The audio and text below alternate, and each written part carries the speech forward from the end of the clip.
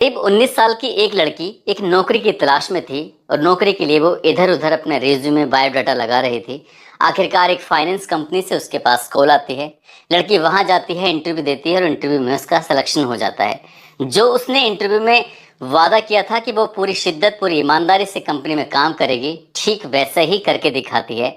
उसका काम उस कंपनी के मालिक को इतना पसंद आता है कि उस लड़की की छोटी से छोटी बातों का भी ख्याल रखा जाता था। न जाने कब उस कंपनी के मालिक, जो कि शादीशुदा होता है, उस लड़की से प्यार हो जाता है और उसके साथ वो एक शारीरिक संबंध भी बनाने लगता है। ये बीते बीते समय लगभग 10 साल का समय बीत जाता है। आखिरकार इन दोनों के बीच में जो मालिक होता है, साथ ही वो जो लड़की होती है, उसके बीच में एक तीसरे शख्स की एंट्री हो जाती है। जैसे ही तीसरे शख्स की एंट्री होती है तो यहाँ पर एक कत्ल होता है। कत्ल भी बहुत भयानक रूप में होता है। शव के टुकड़े किए जाते हैं और सूटकेस में पैक कर दिए जाते हैं और ये सूटकेस चलकर लगभग 972 किलोमीटर दूर जाकर पहुंच जाता है। इस घटनाक्रम का जब खुलासा होता है, न केवल जहां सूटकेस मिलता है वहां, बल्कि जहां से चलता है वहां, दो प्रदेशों में इस घटनाक्रम की गूंज फैल जाती है। आज की इस कहानी को सुनने के बाद आप लोग भी सोचने पर मजबूर हो जाएंगे, दंग रह जाएंगे कि कुछ ऐसे रिश्ते जो जानबूझकर बनाए जाते हैं, उसकी वजह से कितनी व्यवस्थाएं, विपत्तियां ये बिगड़ सकती हैं, खराब हो सकती हैं। ये सच्ची घटना है। राष्ट्रीय राजधानी क्षेत्र दिल्ली का एक इलाका है मॉडल टाउन। दरअसल बात कर रहा हूँ 13 नवंबर 2020 की। एक व्यक्ति जो कि फाइनेंसर कंपनी का मालिक होता है, जिसका नाम नीरज गुप्ता होता है, जो कि अचानक से लापता हो जाता है। अगले दिन यानी कि दीपावली का त्योहार है और घर वाले जब परेशान हो जाते हैं, खासकर उसकी पत्नी अंचल गुप्ता ने अपने हर किसी मिलने वाले से और जो जो उस कंपनी में काम करता है उन सब से पूछताछ करने की कोशिश की कि नीरज गुप्ता का कहीं अता पता नहीं है। और उनका 13 नवंबर 2020 से नंबर भी बंद आ रहा है। आखिरकार संपर्क हो तो कैसे हो। उनके खास दोस्त होते हैं जिनका नाम मनदीप मित्तल होता है। बात वहां तक पहुंचती है, मनदीप मित्तल कहता है कि भाभी जी आप बिल्कुल भी परेशान मत हो, मैं अपने दोस्त को हर हाल में ढूंढ कर लेके आऊंगा। बात ढूंढ कर लाने की थी। आखिरकार मनदीप मित्तल जब थक जाता है, हार जाता है और वो उसके हर संभव जो प्रयास थे वो सब विफल हो जाते हैं, तो वो नजदीकी पुलिस स्टेशन पहुंच जाते हैं और वहां जाने के बाद कहता है कि साहब मेरा दोस्त है जिसकी उम्र आज की तारीख में लगभग 40 साल के आसपास है, 46 ईयर का वो है, और वो अचानक से लापता हो गया है, गुम हो गया है। मैंने उसे हर जगह तलाश करने की कोशिश की लेकिन वो मिल नहीं रहा है। क्या आप उसे ढूंढने में हमारी मदद करेंगे? जैसे ही बात मदद की आती है, पुलिस कहती है कि आप चिंता ना करो, हम उसे ढूंढेंगे, उसको तलाश करेंगे। आखिरकार 13 तारीख को वो गायब होता है। 14 नवंबर को उसकी गुमशुदगी दर्ज की जाती है। 15 नवंबर, 16 नवंबर, 17 नवंबर, इस तरह से एक एक करके दिन गुजरने लगते हैं लेकिन उसके बारे में कोई अता पता नहीं चलता है। आखिरकार 18 नवंबर 2020 की ये बात है। पत्नी अंचल गुप्ता पुलिस स्टेशन जाती है। पुलिस स्टेशन जाने के बाद कहती है कि साहब मुझे ऐसा लगता है कि हमारी कंपनी में एक लड़की है, काम करती है, इसका नाम फैसल पठान है। वो लड़की ना तो संपर्क कर रही है, जबकि हमारी हर छोटी से छोटी बातों का ख्याल रखती थी। वो आती थी, जाती थी, सारे सब कुछ, लेकिन उसके बारे में कोई, जब से वो गायब हुए हैं तब से उसने उन्हें जानने की कोशिश नहीं की है। हो ना हो इस केस में, उनके गायब होने की, उनकी गुमशुदगी में इस फैसल खान की जो लड़की है, इसका जरूर कुछ न कुछ रोल है। पुलिस इस मामले को 18 नवंबर 2020 को गंभीरता से लेती है। आखिरकार जो फैजल पठान लड़की होती है, पुलिस उसके पास पहुंचती है, उससे बातचीत करती है। पुलिस के सामने उसने हालांकि कई कहानियां बनाने की कोशिश की लेकिन पुलिस के सवालों के सामने वो ज़्यादा देर टिक नहीं पाती है। 3 नाम सामने आते हैं। जब 3 नाम सामने आते हैं, जिसमें एक खुद फैजल खान का नाम होता है लड़की का, उसकी माँ होती है जिसका नाम शाहीन नाज होता है, और एक लड़का होता है जुबैर। आखिरकार 3 नाम आते हैं। पुलिस इन तीनों को ही हिरासत में लेती है, उनसे पूछताछ करती है, उनसे बातचीत करती है और बातचीत करने के बाद ये पता चलता है कि लगभग अब से इस व्यक्ति के गायब होने से 10 साल पहले इस फैजल खान नाम की लड़की ने इसकी कंपनी में नीरज गुप्ता की में आवेदन किया था, अप्लाई किया था, और अप्लाई करने के बाद यहाँ वो अपना काम पूरी शिद्दत, पूरी ईमानदारी से करती थी। और ईमानदारी से काम करते करते कब वो बॉस के इतने नज़दीक पहुंच जाते हैं कि बॉस के बीच में और उसके बीच में दोनों की फिजिकल रिलेशन बन जाते हैं। वो उसको ऐसा रखता था जैसे पति और पत्नी की तरह।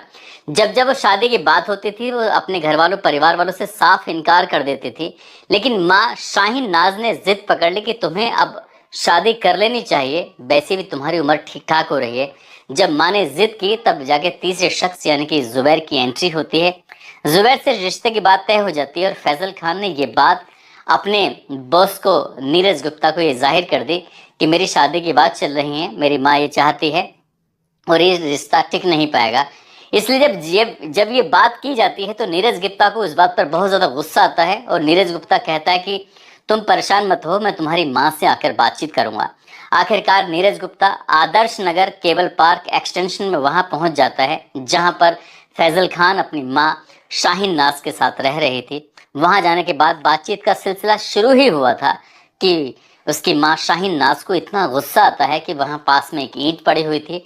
गुस्से में वो ईंट उठाती है और नीरज गुप्ता के सर में मार देती है।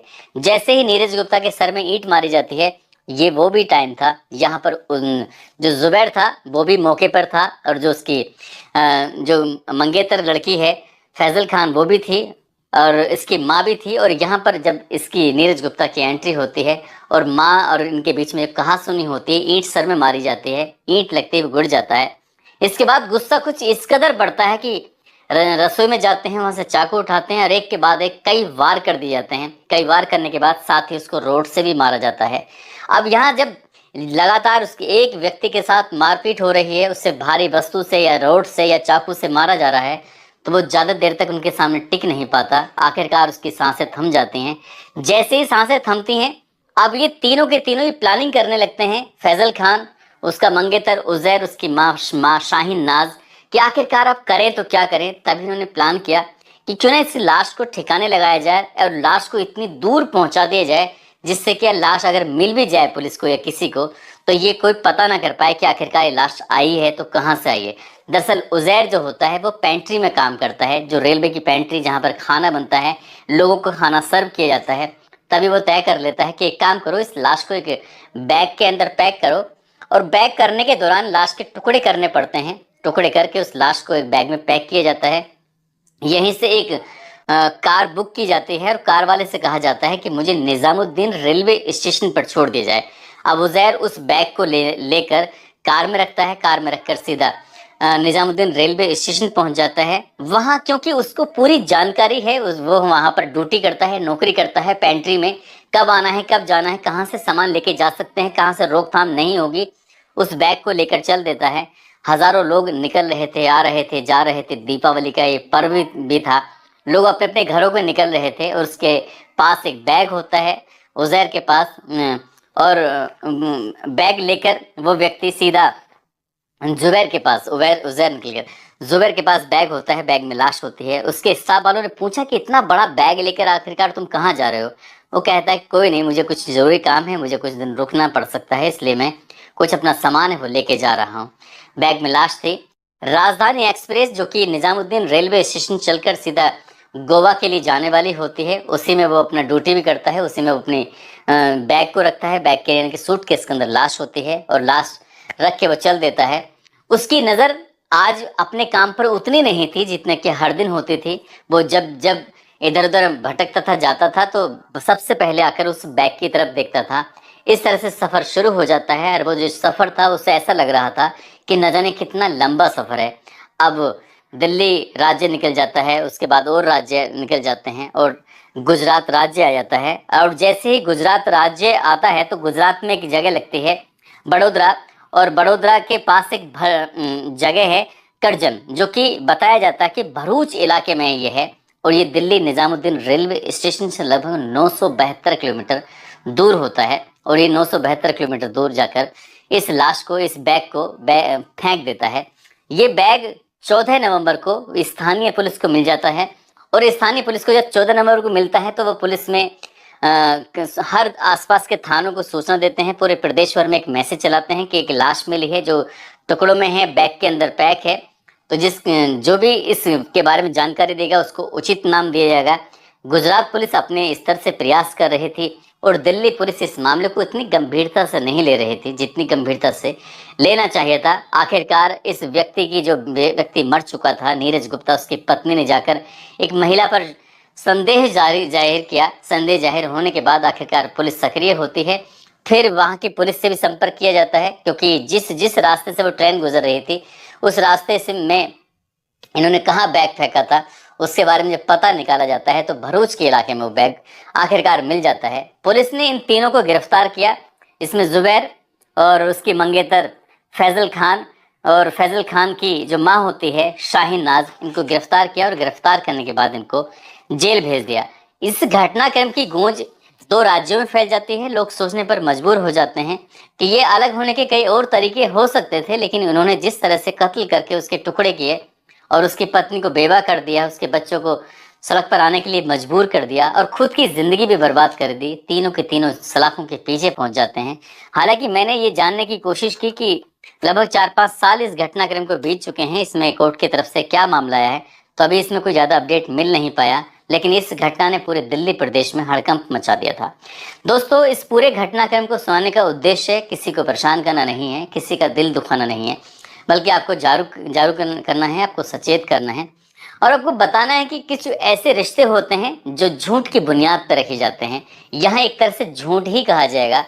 लड़की वाले हालांकि अपनी ईमानदार से काम कर रही थी, वो ये जानते हुए कि जिसके साथ काम करती है वो एक शादीशुदा व्यक्ति है, उसके बच्चे हैं, उसके बावजूद भी वो उसके साथ रिलेशनशिप में पहुंच जाती है, उसके करीब पहुंच जाती है। और जबकि वो चाहती तो शायद इस रिश्ते को वो ऐसा रिश्ता नहीं बनाती और अपने माँ बाप की मर्जी से हो सकता शादी वादी कर लेती। अगर उसे रिश्ता बनाना ही था तो वो इतनी जल्दी अपनी माँ की बातों में क्यों आई कि उसने जुबैर से शादी करने के लिए वो तैयार हो गई।